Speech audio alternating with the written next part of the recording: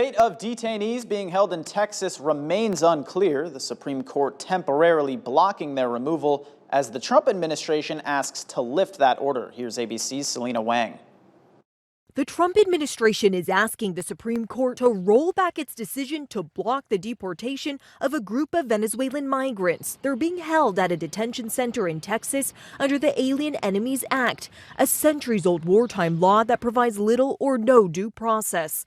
Solicitor General John Sauer calling the court's decision premature. The administration also asking the justices to limit the order to only pause removals under the Alien Enemies Act, not under other authorities. The highest court issuing the ruling shortly after midnight on Saturday, just hours after the ACLU filed an emergency appeal. Justices Samuel Alito and Clarence Thomas releasing their dissent, calling the order unprecedented and legally questionable relief. President Trump's borders are telling ABC News the administration is following the law. We're using the laws on the books, the statutes on the books, to secure the border and remove significant public safety threats and national security threats to this country. The ACLU's lead attorney accuses the administration of unilaterally claiming people are gang members, but not giving them the chance to go to court and show they're not. We know that multiple people have been erroneously tagged as members of this gang, but once they get to a Salvadoran prison, they may never get out for the rest of their life. The Alien Enemies Act was invoked back in March to deport Venezuelan migrants to a prison in El Salvador.